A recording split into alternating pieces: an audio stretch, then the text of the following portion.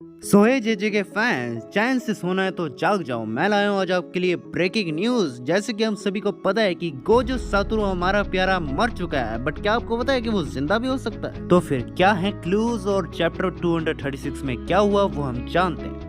तो सबसे पहली बात कि गोजो मरा कैसे, तो गोजो को मारा है साकुना ने। एंड उसके बाद वो कहता है through out the honoured one I am alone who killed the honoured one. And ये दुख भरी डेथ देखने के बाद काफी सारे गोजो फैंस का दिल टूटा। बट अगर मैं कहूँ कि ऐसा नहीं है, वो जिंदा है, तो तुम नहीं मानोगे, इसलिए मैं बताता हूँ। कह दो कि ये झूठ है।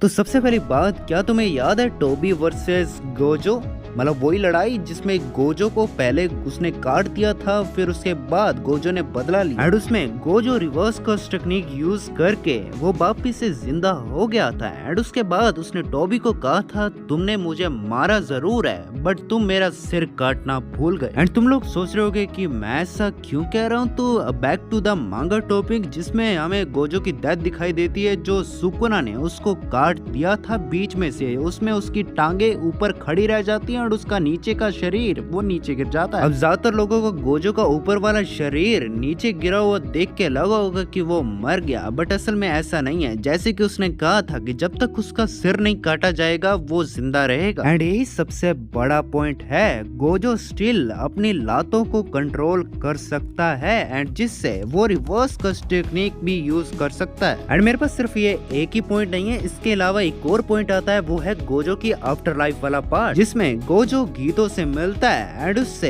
काफी सारी बातें करता है अपने पुराने टाइम की। एंड वो उसे मिस करता है। एंड उसके साथ ही वो नानमी से भी मिलता है, नानमी उसकी टांग भी खींचता है। बट उसके बाद गोजो एक चीज कह देता है एंड गोजो कहता है गुड बाय। एंड इस गुड बाय में काफी सारे राज छुपे हैं। पहली बात तो अगर गोजो मर चुका है तो वो आफ्टर लाइफ में किसे गुड बाय कह रहा है, क्योंकि अगर वो मर चुका है तो फिर वो वहाँ से कहाँ ही जाएगा। एंड इसी आफ्टर लाइफ पार्ट में एक और पॉइंट बनता है जब नानमी गोजो को कहता है कि नॉर्थ से साउथ डायरेक्शन के बारे में। एंड इससे काफी बड़ा ईस्टर एग मिलता है। एंड नानमी इस ईस्टर एग से समझाना चाह रहा था गोजो को रिवर्स कर्स टेक्निक के बारे में ही, ताकि वो उसे हील कर सके। एंड इसके बाद एक और पॉइंट आता है जब सुकुना गोजो को मार देता है, तभी वो उसको कुछ डायलॉग देता है, तभी गोजो कुछ मुस्कुरा देता है। अब गोजो मरते हुए क्यों ही मुस्कुराएगा। अब इसमें एक और पॉइंट आ जाता है, अगर मान लो कि गोजो रिवर्स कर्स टेक्निक को यूज नहीं कर पाया एंड वो हील ना कर पाया, तो यूटा भी तो है, यूटा को भी वो टेक्निक यूज करनी आती है एंड वो उससे किसी को भी रिवाइव करवा ही सकता है। एंड उसके अलावा हमें एक और डिटेल बताई गई थी गोजो के डैड के बारे में, जो वो गीतो को बताने वाला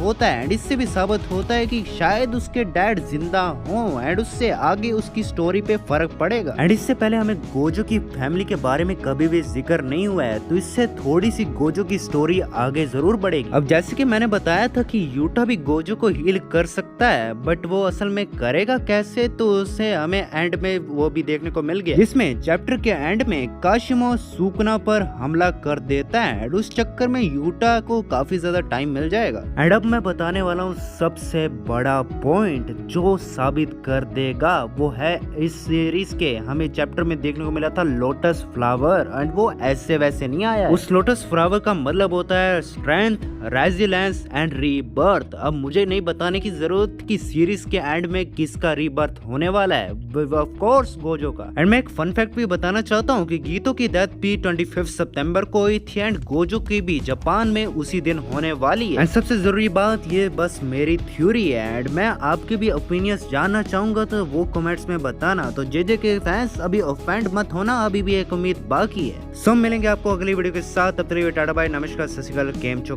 काय एंड हंसते रहिए, मुस्कुराते रहिए।